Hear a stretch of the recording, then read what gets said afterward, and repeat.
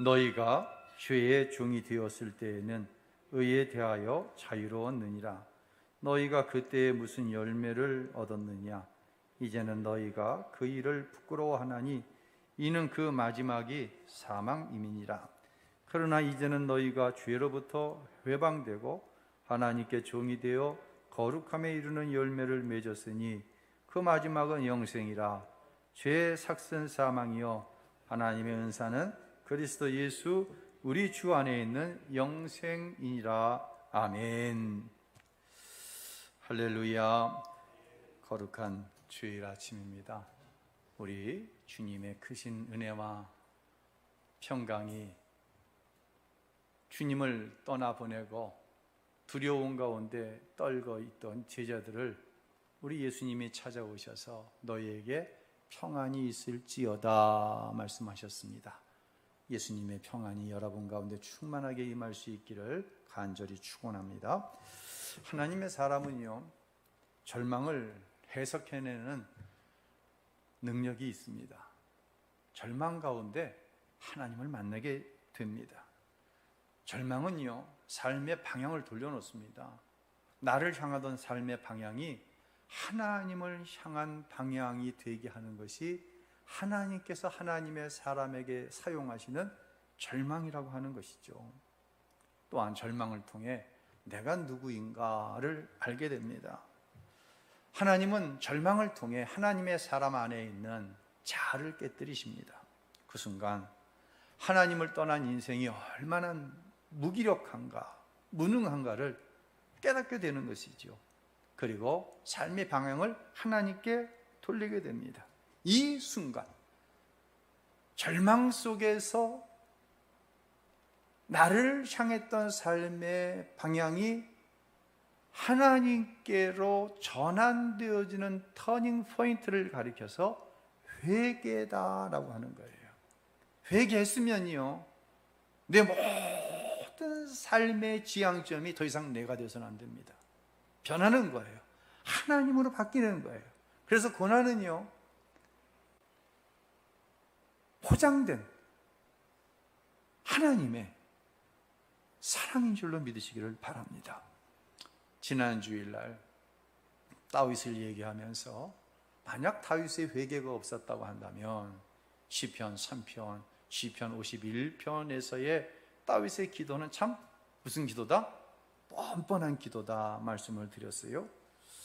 오늘은 이 다윗의 회개를 좀 구체적으로 말씀을 드리도록 하겠습니다. 먼저 다윗의 회개는요, 모든 사람과 역사 앞에서 공개적으로 이루어졌어요. 그 공개적인 회개가 바로 시편 51편입니다. 우리 함께 읽도록 하겠습니다. 오 하나님이여, 주의 진실하신 사랑으로 나를 불쌍히 여기소서. 주의 크신 자비로 내 죄가를 지워주소서. 내 모든 죄악을 씻어주시고 내 죄를 없애 나를 깨끗이 하소서. 내가 내 죄가를 압니다. 내 죄가 나를 떠나지 않습니다. 오 하나님이여, 내 속에 정결한 마음을 창조하소서. 내 안에 정직한 영을 새롭게 하소서. 주 앞에서 나를 쫓아내지 마시고 주의 성령을 내게서 걷어가지 마소서. 주의 구원의 기쁨을 내게 회복시켜 주시고 주의 자유로운 영으로 나를 붙들어 주소서. 아멘. 기독교 신앙을 가진 사람이라고 한다면, 아니 성경을 한 번 정도 접해본 사람이라면 누구라도 다윗이 어떠한 죄를 범하였는지를 알고 있습니다. 죄가 밝혀지는 것은 참 두려운 일이에요. 왜 두려워요? 죄가 밝혀지는 것이 수치를 당했기 때문입니다. 죄가 밝혀졌을 때 그저 한두 사람 정도 알고 더 이상 그 수치스러운 죄가 퍼져나가지 다른 사람에게 알려지지 않는다고 한다면 좋을 텐데, 다윗은 스스로가 공개적으로 하나님 앞에 기도의 문을 시편에 기록되어짐으로 인하여서 사람들과 역사 앞에 자신의 죄를 공개적으로 지금 인정하고 있는 거예요. 여러분, 이거 결코 쉬운 일이 아닙니다. 제발 혼자만 알고 있으라고, 내가 좀 돌이킬 테니까 내가 잘못했으니까 제발 혼자 좀 알게 있으라고. 다윗은 그러지 않았다는 거예요. 또한 이제 압살롬이 반역을 일으키잖아요. 얼마나 기가 막혔을까요? 아들이 아버지 쫓아나고 왕이 되겠다고, 아버지 죽이고 왕이 되겠다고 반란을 일으켰어요. 신하들은 어떻습니까? 죽음의 고비를 함께 넘겨온 부하 장수 신하들이 하룻밤만 지나고 나면은 다윗의 곁을 떠나서 압살롬에게 갚아버리는 거예요. 여러분 생각해 보세요. 가장 믿었던, 생사고락을 같이 했던 누군가가 나를 배신하고 나를 죽이겠다고 하는 아들 압살롬에게 넘어가 버리는 거예요. 그런데 말입니다, 다윗은 압살롬을 대적하지 않았습니다. 왜 그랬을까요? 아들이니까? 그럴 수도 있겠죠. 그게 아니라 자신의 범죄에 대한 하나님의 심판으로 압살롬이 하나님께 지금 이용당하고 있다고 생각하는 거예요. 쓰임받고 있다고 생각하는 거예요. 역사에 압살롬이라고 하는 이름은 어떻게 남아있습니까? 아버지에게 반역을 일으킨 자, 아버지를 배신한 자, 아버지를 죽이려고 했던 페루나, 자신의 아들 압살롬이 다윗 자신의 죄로 인해서 역사에 그렇게 기록되어진다고 하는 사실로 인해서 아버지 다윗은 마음이 아픈 거예요. 누구의 죄 때문에? 내 죄 때문에. 그래서요, 압살롬이 반역을 일으키자 부하 장수들이 우리가 나가서 압살롬과 싸우겠습니다 할 때 다윗은 만류합니다. 그러지 말아라. 왜요? 내 죄에 대한 심판이거든요. 결국 압살롬으로 인해서 다윗은 머리를 풀어헤치고 맨발로 울면서 예루살렘 성을 떠나갑니다. 사랑하는 성도 여러분, 회개하면은요, 삶에 대한 해석이 나에게 아픔을 주고 나에게 큰 상처를 주고 나를 배신했던 사람에 대한 해석이 달라집니다. 뭐가 달라진다고요? 사건을 해석하는 것이 달라지고, 내가 평상시 미워하고 용서하지 못했던 그 사람에 대한 해석이 달라진다는 얘기예요. 그래서 회개는 나를 어떻게 하는 회개예요? 살리는 회개예요. 그 사건은 나를 망하게 하려는 사건이 아니에요. 나를 세상에서 하나님 편으로 돌아오라고 하시는 사인인 것을 깨닫게 되는 거예요. 하나님은 나를 그 고난의 자리에 두시면서 얼마나 아파하실까. 내 삶의 고난이 기가 막히지만 더 기가 막힌 것은 나를 이 고난의 자리에 집어넣으시면서까지 하나님께 돌아오라고 하시는 하나님 아버지의 그 절절한 나를 향한 사랑이 깨달아져서 마음이 아픈 거예요.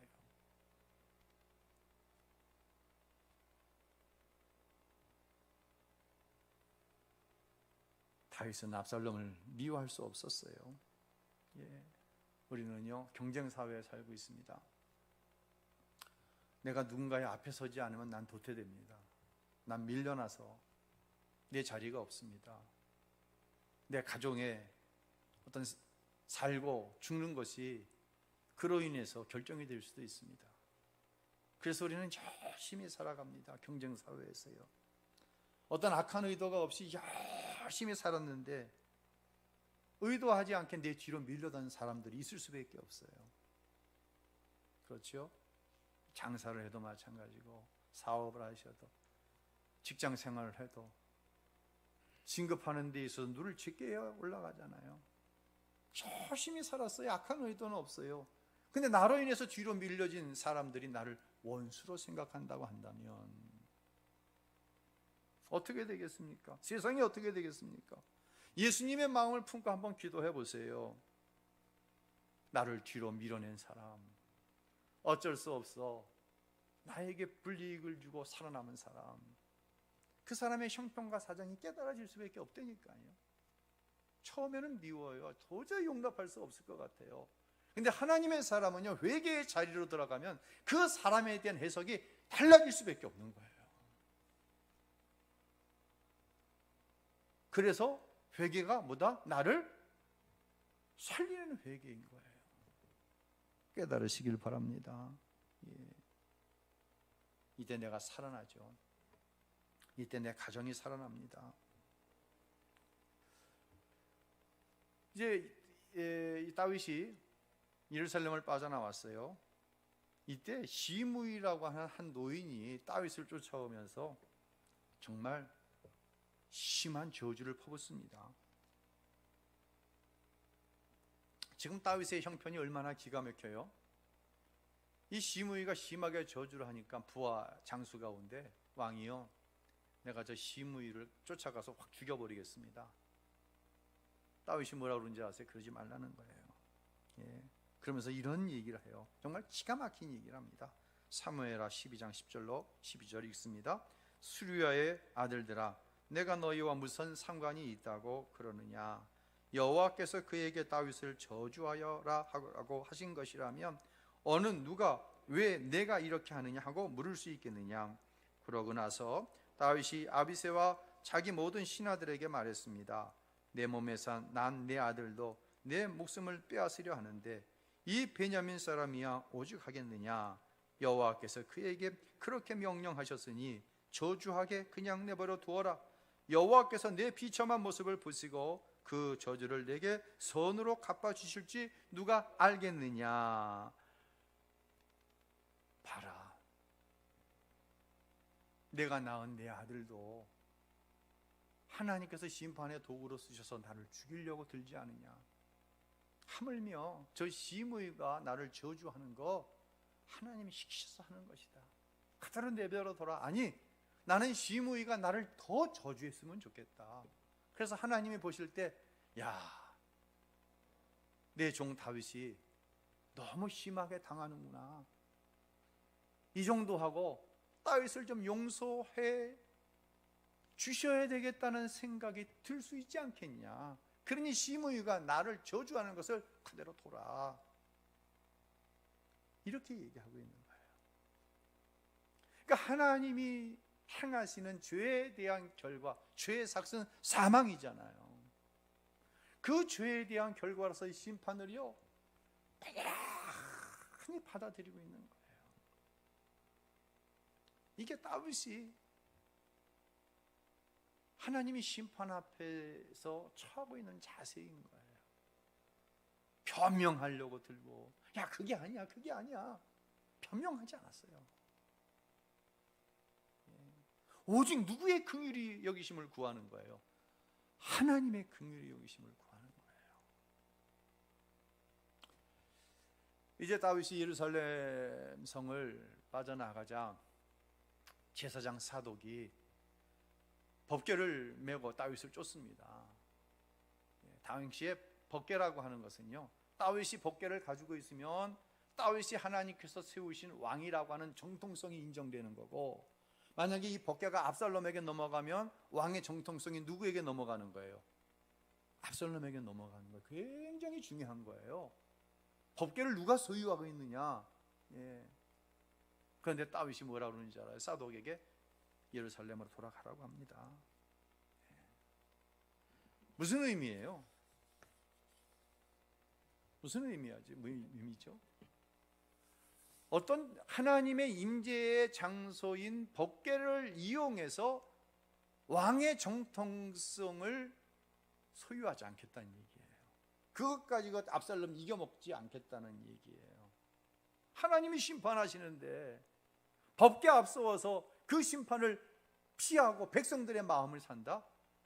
여러분, 이렇게 되면 안 됩니다. 이렇게 되면 절대로 안 됩니다.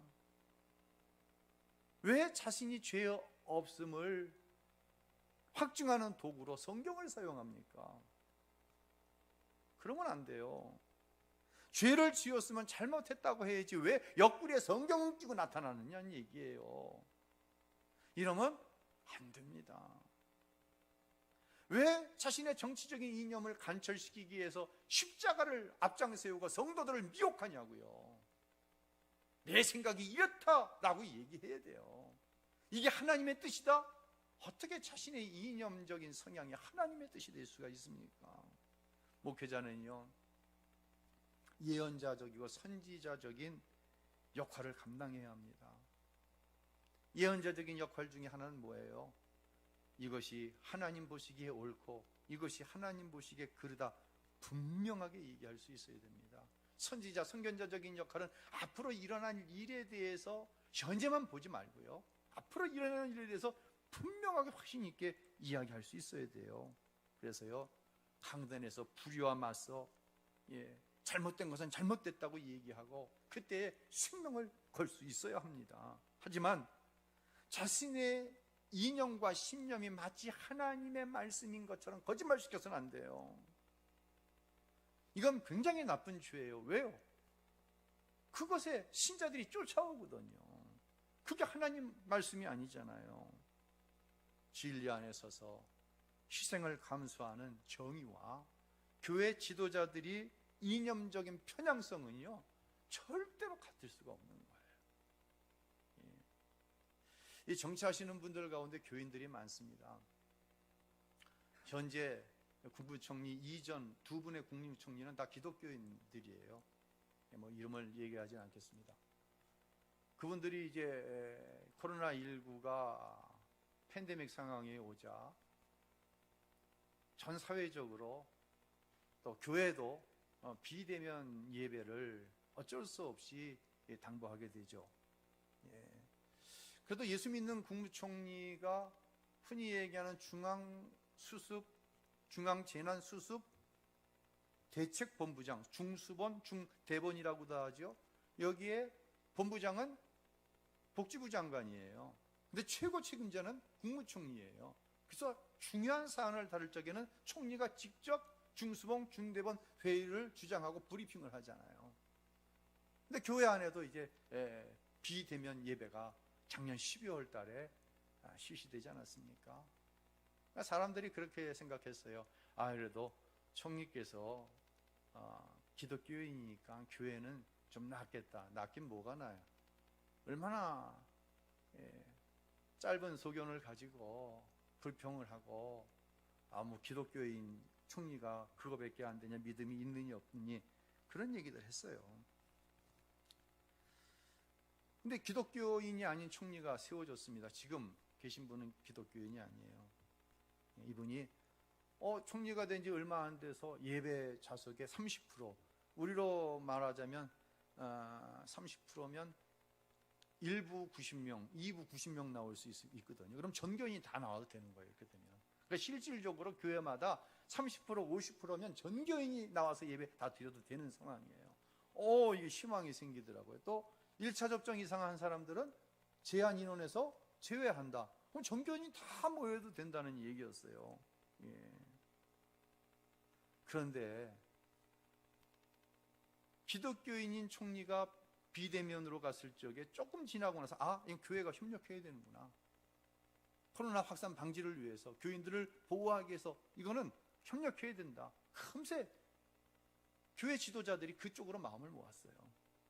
근데 이게 30% 50% 얘기하는데요, 이번 총리는 교회에 대해서 호의적이네라고 이야기하는 것이 아니라 많은 교회의 지도자들이 이것 봐라, 이건 뭔가 이건 아닌데 이걸 너무 정치적으로 이용하는 것 같다, 이런 얘기가 나오는 거예요. 그러더니 어떻게 됐어요?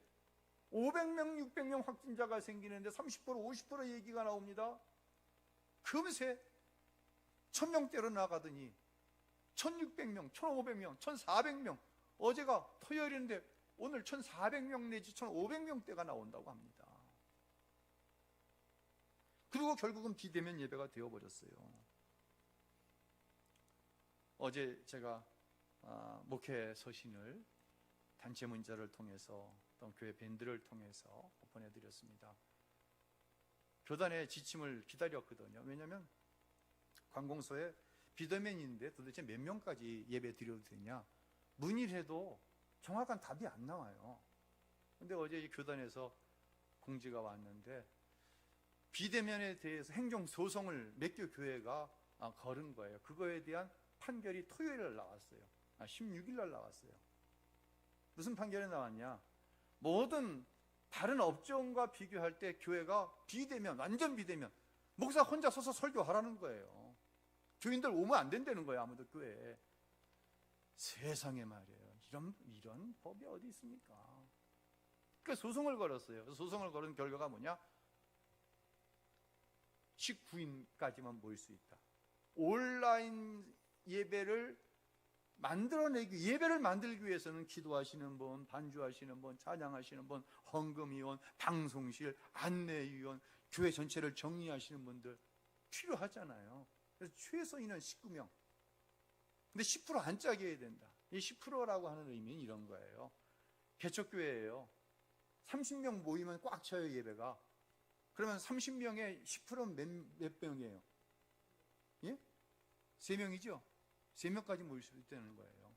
여긴 19명 모이면 안 돼요. 30명, 최대 인원이 30명인데 19명 모이면 이 교회는 확진자가 나올 수밖에 없잖아요. 이런 의미에서 10%거든요. 그래서 제가 이제 목회서신을 발송했는데 밤늦게 총회본부에서 공지가 또 날라왔어요. 공지 내용이 뭐냐면 서울시에서는 행정법원의 판결을 존중해갖고 서울시 안에 있는 모든 교회들의 19명까지 모여도 된다. 온라인 예배를 위해서. 그런데 중수본에서 반대하고 나선 거예요. 중수본에서 안 된다는 거예요. 그것은 소송을 건 몇 개 교회가 있잖아요. 그 교회가 이겼기 때문에 그 교회만 19명 모여야 되지, 나머지 서울시 내에 있는 모든 다른 교회들은 모이면 안 된다는 거예요. 세상에 이런 법이 어디 있습니까? 그 지침이 왔어요. 어젯밤에 야, 이거 어떻게 해야지? 죄송합니다. 우린 지금 다 법을 어기고 모여 있는 거예요. 지금 우린 다 범법자가 된 거예요. 여러분, 왜 이런 말씀을 드리냐면요, 사람이요, 어떤 목적을 가지고 하나님이 이용하면 안 돼요. 종교 이용하면 안 돼요. 그거는요, 교인들도 마찬가지. 교인들도 마찬가지. 하나님께 쓰임 받는 성도가 되어야 돼요. 결코 하나님을 이용하는 교인이 되면 안 돼요.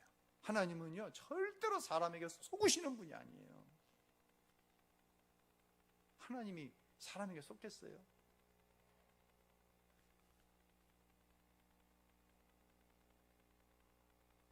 다윗은요, 하나님께서 나를 용서하셔서 다시 예루살렘 성으로 돌아오면 돌아올 것이지만 결코 법궤를 이용한다는 얘기는 하나님을 이용해서 백성들의 마음을 자기 편으로 이용하지 않겠다고 결단을 내리는 거예요. 여러분, 이것이 진정한 회개예요. 하나님이 두려운 거죠. 백성들이 두려운 게 아니에요. 하나님이 허락하시면 되는 거예요. 하지만 하나님이 허락하시지 않고 살짝 덮어놓은 거, 언론, 여론 이용해 먹는 거, 백성들을, 국민들을 이용해 먹는 거, 이건 반드시 무너지게 되어 있다고 하는 것이죠. 하나님은요, 이런 다윗의 진실한 회개를 받으셨습니다. 사랑하는 성도 여러분, 하나님은 저와 여러분의 진실한 회개를 받으세요. 예. 그러면은요, 반전이 일어납니다. 어떤 반전이 일어날까요? 성경에 많이 있습니다. 한 곳만 보죠. 마태복음 1장 1절 우리 읽겠습니다. 아브라함과 다윗의 자손 예수 그리스도의 계보라. 놀랍지 않습니까? 다윗이 예수님의 조상으로 말씀하고 있는 거예요. 정말 대단하지 않습니까? 복음서를 시작하면서 예수 그리스도의 조상 다윗은 예수 그리스도의 조상이다, 못 받고 시작하는 거예요, 복음서가. 그런 생각 해봤어요. 내년에 이제 내년 4월인가요? 20대 대통령 선거가요? 4월인가요? 3월인가요? 어쨌든 그래요. 지금 각 당이 예비 경선 중에 있습니다. 후보자와 그 가족들까지 철저한 검증이 벌어지고 있어요. 제가 그런 생각 해봤어요. 만약 다윗이 대한민국 대통령 선거에 출마하면 어떻게 될까? 어떻게 될 것 같아요, 여러분? 될 것 같아요? 안 되죠. 어떨 것 같아요? 신 집사님, 될 것 같아요? 다윗이 대통령 나오면? 안 됩니다. 절대로 못 됩니다. 부하장수 부인하고 놀아나고, 부하장수 부인 임신시켜가지고 그 사실을 은폐하기 위해서 그 부하장수 최전방에 나가 죽게 한 그 파렴치범이 대통령 선거 나갔다? 아이고, 이건 예비경선 8명 가운데 7명이 그거 그냥 전체 그냥 까발거려가지고요, 망신 그런 망신을 당하고 중도에서 포기할 수밖에 없어요. 제가 너무 심한가요? 이게 세상의 한계입니다. 그런데 성경은 복음서를 시작하면서 그 파렴치한 다윗이 메시아의 조상이라고 못 받고 있는 거예요. 이게 복음이에요. 이게 성경이에요. 이게 하나님의 통치하시는 세상과 우리가 살고 있는 세상과 비교할 수 없이 다른 점인 것이에요. 회개할 때 조심해야 됩니다. 회개할 때 반드시 누가 장난질을 치냐면 마귀가 장난질을 칩니다. 이제 나는 끝났어. 다윗이 죄가 밝혀졌을 때, 드러내 보였을 때 다윗은 끝났다라고 생각했을 거예요. 근데 다윗은 그렇게 끝내지 않습니다. 나는 회복될 수 없어. 혹시 이 설교를 듣는 성도들 가운데 나는 회복될 수 없어, 난 이대로 망할 수밖에 없어, 그것이 죄로 인한 심판이든 아니면 코로나19로 인한 삶의 문제가 도저히 극복할 수 없다고 절망 가운데 있는 분들이 계실 거예요. 누군가는 자녀의 문제 때문에, 누군가는 건강의 문제 때문에 난 끝났어. 하나님, 나에게 왜 이런 어려움을 주십니까? 혹시라도 내가 알지 못하는 죄의 문제가 있다고 한다면 회개합니다. 그러면서도 나는 끝났어. 그렇게 생각하시는 분들이 많이 있어요. 이것은요, 기억하세요. 절대 하나님이 원하시는 게 아니에요. 하나님께서 나를 심판하시는 목적은, 다시 말씀드리지만, 죄 가운데 돌이켜서 하나님의 자녀로서 마땅히 누려야 할 축복을 누리게 하기 위해서 이 심판을 주고 계시는 거예요. 이 절망적인 상황을 나에게 허락하시는 거예요. 그 이상이 아니에요. 제가 돌아온 탕자의 비유를 통해 말씀드릴게요. 둘째 아들이 아버지께, 아버지, 나한테 앞으로 줄 유산 미리 좀 주세요. 제가 어느 나라에 가갖고 사업을 해가지고 돈 좀 많이 불려갖고 와서 아버지 호강시켜 드릴게요. 하도 쫄라대니까 줬잖아요. 타국에 갔어요. 화랑방탕했습니다. 완전히 상거지가 됐어요. 만약에 잘 됐으면 아버지 일을 생각하지 않았을 텐데, 거지가 나니까 성경에 보니까 아버지 집에는 먹을 것이 많은데, 아버지 집에는 먹을 것이 많은데 돼지에 먹인 쥐엄나무 열매 그것도 모두 다 먹어갖고, 그러고는 이 아들이 뭐라고 속으로 생각하는 줄 아십니까? 내가 아버지한테 돌아가야 되겠다. 가서 이렇게 얘기하지. 아버지, 나는 더 이상 아버지 아들 아닙니다. 아버지가 그냥 종으로 써주세요. 배만 골치 않게 해주세요. 내가 하나님과 아버지 앞에 죄를 지었습니다. 이렇게 해야지 하고 아버지를 찾아옵니다. 아버지를 찾아오니까 아버지는 벌써 그 소식을 듣고 동구밭까지 나와서 아들을 기다리고 있습니다. 이 상거지가 돼서 돌아오는 아들이 보이니까 뛰어가고 아들의 목을 어긋안고는 울어댑니다. 그때 이 아들이 생각했던 이야기를 합니다. 그 이야기가 누가복음 15장 21절에 나옵니다. 우리 함께 읽어볼까요? 아버지, 제가 하늘과 아버지께 죄를 지었습니다. 이제 아들이라고 불릴 자격이 없습니다. 회개한 거예요. 나는 더 이상 아버지의 아들이 아닙니다. 그렇다고 아버지의 아들이 아닌가요? 죄로 인해서 내가 심판을 당합니다. 회개합니다. 그렇다고 내가 하나님의 자녀가 아닌가요? 내 마음은 그래요. 도저히 내가 하나님의 자녀라고 염치가 없어서 죄송스러워서 못하겠습니다. 맞아요.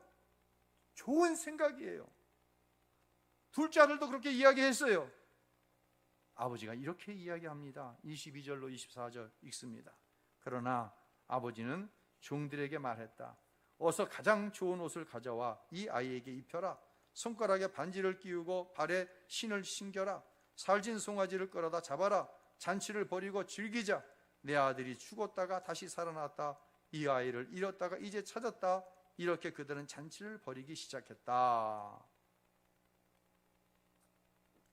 회개하고 돌아온 아들을 맞이하는 아버지. 이 아버지는 누구를 얘기하는 거예요? 바로 하나님 아버지를 뜻하는 것이에요. 만약에 아들이 이 상황에서 아버지 왜 이러세요? 이 가락지가 웬 말이고 이 좋은 옷이 웬 말이고 아버지는 제가 창피해 죽겠는데 무슨 동네 사람 모아다가 송아지 잡아갖고 잔치를 벌입니까? 아버지 자꾸만 분에 넘치는, 나는 아버지 아들 하려고 온 거야 아니라 종 하려고 할 때니까는요. 아버지 자꾸만 이러지 마세요. 나 이러면 확 집 나가버릴 거예요. 여러분, 이것이 예의가 있고 이게 겸손하고 이게 아버지 마음을 흡족하게 하는 아들입니까? 이 자식은요, 부모의 마음을 시꺼멓게 만드는 정말 불효자 중에 불효자인 거예요. 다시 말씀드립니다. 성령 안에서 회개하면은요, 하나님을 향한 신뢰가 더 깊어지고 나를 향한 하나님 사랑 때문에 울지 않을 수가 없는 거예요. 믿음이 깊어지고 사랑이 더 깊어지는 거예요. 그래서요, 나를 살리는 회개에는 반드시 뭐가 쫓아와요? 더 깊어진 하나님을 향한 믿음, 나를 향한 하나님의 사랑의 마음이 더 깊이 깨달아지는 은혜가 늘어난다는 거예요. 다윗은요, 심판 가운데서도 자기를 향한 하나님 아버지의 사랑을 잊지 않았습니다. 오히려 그 사랑이 더 커져간 거예요. 그래서요, 성령이 내 안에 오셔서 회개가 이루어질 때 하나님, 나를 향한 하나님에 대한 사랑, 믿음이 줄어드는 게 아니라 더 확장되어지는 거예요. 그래서 온전한 회개를 통해 하나님 아버지의 약속의 축복에 이르게 되는 줄로 믿으시기를 바랍니다. 하나님은요, 여전히 저와 여러분을 사랑하십니다. 하나님은요, 변함없이 저와 여러분을 사랑하십니다. 우리가 어떤 죄 가운데 있다고 할지라도 하나님은 저와 여러분을 사랑하셔서 그 죄 가운데서 돌이켜 하나님이 약속하신 축복 가운데 자녀인 저와 여러분이 쓰기를 원하시는 거예요. 그래서 채찍을 듣고 그래서 회초리를 드시는 거예요. 이전보다 오히려 더 사랑하신다는 사실인 거예요. 할렐루야. 이런 은혜의 역사가 믿어졌으면 좋겠어요. 그래서 회개는 나를 살리는 거예요. 회개를 통해서 믿음이 더 깊어지고 나를 향한 하나님의 사랑이 더 깊이 깨달아지는 거예요. 다윗의 회개가 저와 여러분의 회개가 되어 내 영이 살고 내 삶 속에 구체적인 하나님의 간섭이 날마다 더 깨달아져서 하나님 앞에 나아가 하나님을 신뢰하는 믿음으로 간구하게 되어지고 간구하는 것마다 하나님께서 이루시는 놀라운 축복의 경험되어지는 것, 이것이 바로 성도의 삶이다 라고 하는 것입니다. 그런 은혜의 역사가 오늘 예배하는 모든 사랑하는 성도들 가운데 꼭 있게 되시기를 예수님의 이름으로 축원합니다.